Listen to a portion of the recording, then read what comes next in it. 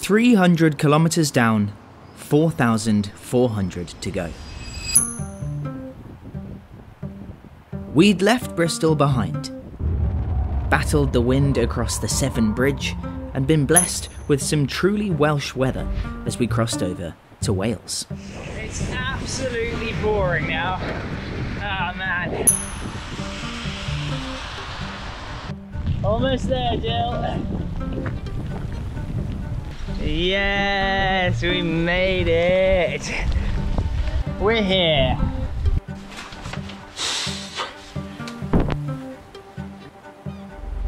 As we paused in Cardiff, this would be our last few moments of familiarity for a long time. Because we were stopping off with some of my relatives, and even caught up with some uni friends who happened to be there at the same time. So it wasn't until we left the city behind that it felt like the journey was truly beginning. From here on out, we were on our own. No more points of call, no more familiar faces welcoming us at the end of the day. Just us, our bikes, and whatever lay further down the road ahead. We inched our way west, but a year and a half without any cycling had taken its toll on me. Jill raced ahead, and I struggled to keep up, as my legs screamed at me to stop for break after break.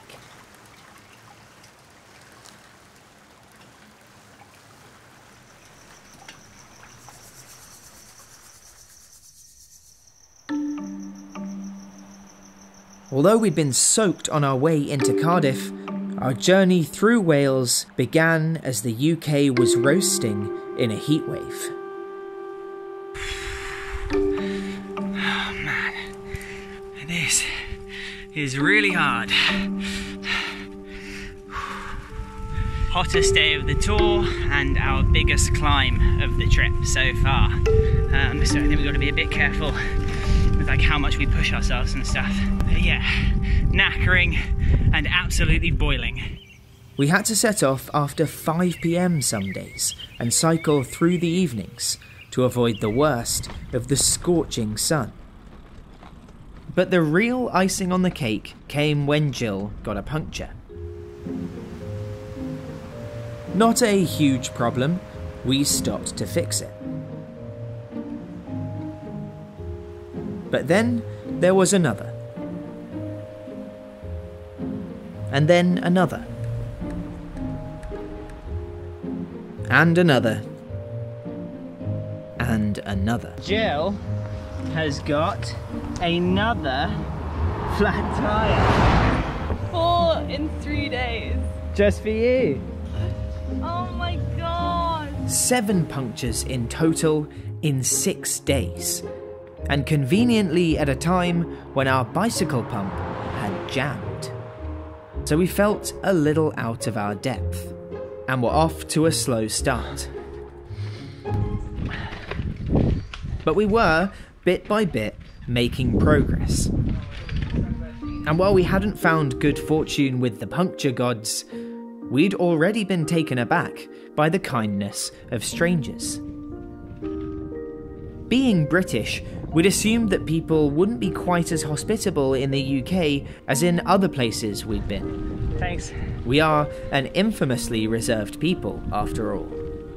But over the next few months, our assumptions about our home country and the nations that surround it were about to be flipped upside down. As soon as we left Cardiff, we found ourselves house and garden hopping between strangers' homes along the south coast of Wales.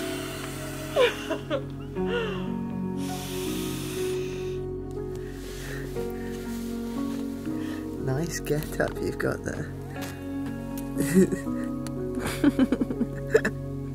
It's a really good look. Good night. First stop was Kath and Marcus. You know, this is my Welsh baking stove, which if I'd had more notice before you come in, I would have baked some Welsh cakes.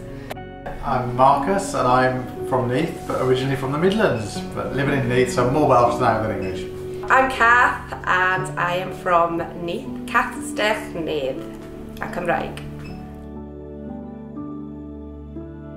They let us put up our tent in their garden, used their shower, and cooked us dinner. Thank you, Marcus, for having us. Yeah, say thanks to Kath as well. For having us. Yeah.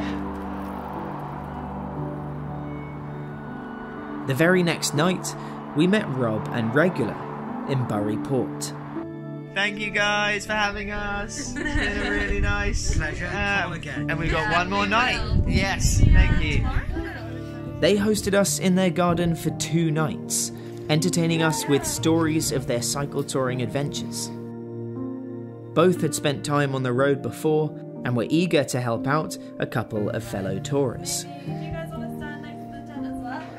Rob once cycled all the way home from China.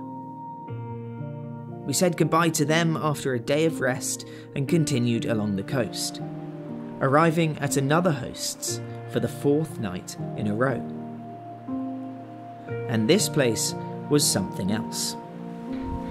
This is the start of our host's drive. I think he lives in a fairly fancy house by the looks of it.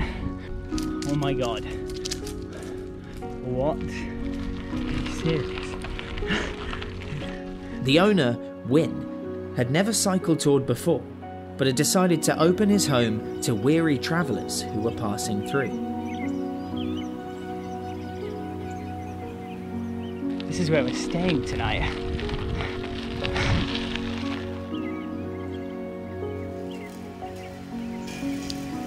So this is Clarence, the robotic lawnmower here. This is the house that we stayed at last night. It is absolutely stunning and overlooks the bay here. I've never stayed anywhere quite like it, to be honest. Thank you, Win, for taking us up here. This is amazing. And to top it all off, he took us out for a ride in his 1960s Mini, which he once drove all the way to Istanbul and back.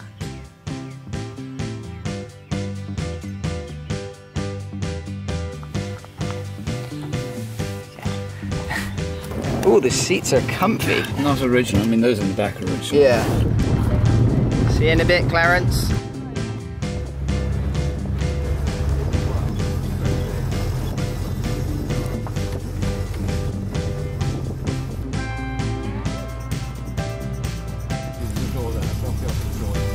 Oh, cool.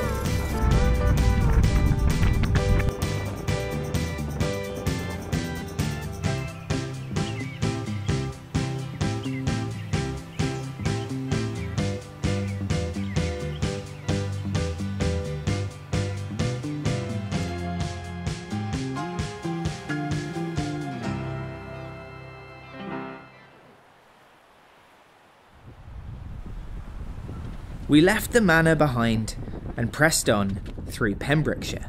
And surprise, surprise, Puncture number 5, is that, Jill? Oh man. Okay, Jill, we're in agreement. We have an agreement. Oh, but there's a car behind us. No more punctures. Okay? I swear to God, one more puncture and I will turn around and go home. There's 1, 2 cracks. One is really big, and then a huge dent. Ah, I cracked my helmet by dropping my bike on it. That was a waste. I've had to get a new one and throw this one away because once you've cracked a helmet, you can't really use it again. How are you feeling? Feeling alright? Okay. I'm feeling pretty ruined by this climb.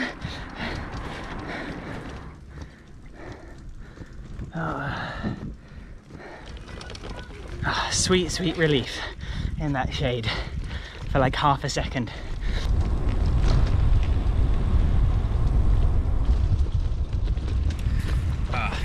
I've never appreciated an ice cream this much. It's been so hot today. that we both feel we've earned a swim.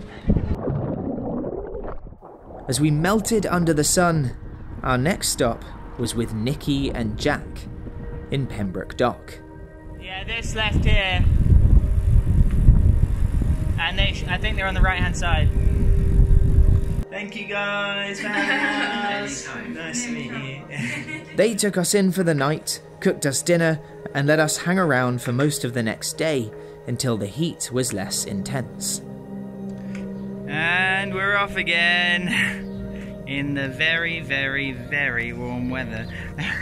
Hello. It's hot. It's really, really hot. Before we continued along the rolling hills of Pembrokeshire.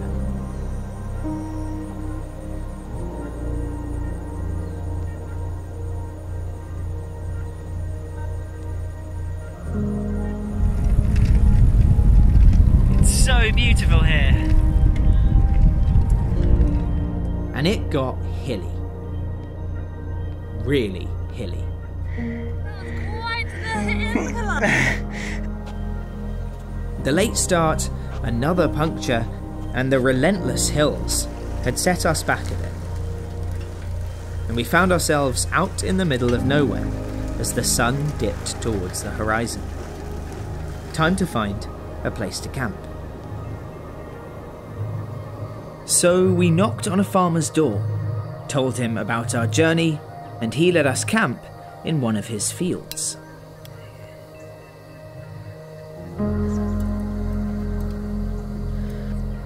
He even gave us a little chimenea so we could have a fire.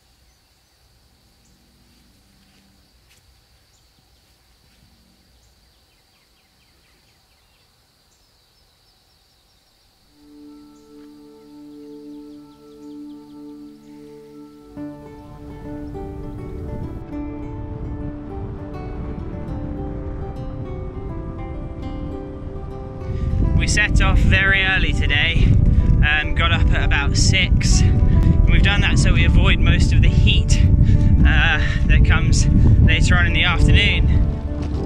It's Jill's birthday tomorrow, so we're staying in a nice hotel.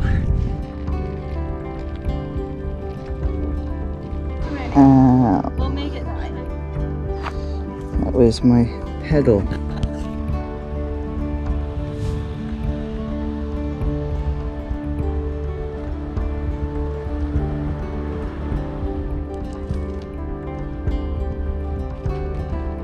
This is really cute to be fair.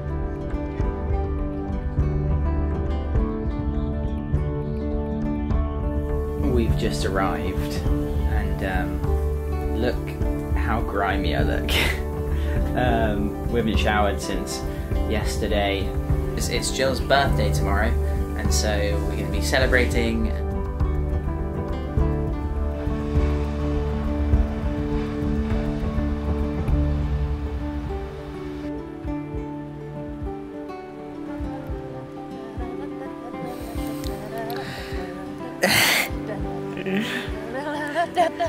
Happy birthday, Jill! I hope you had a good day. It's been wonderful.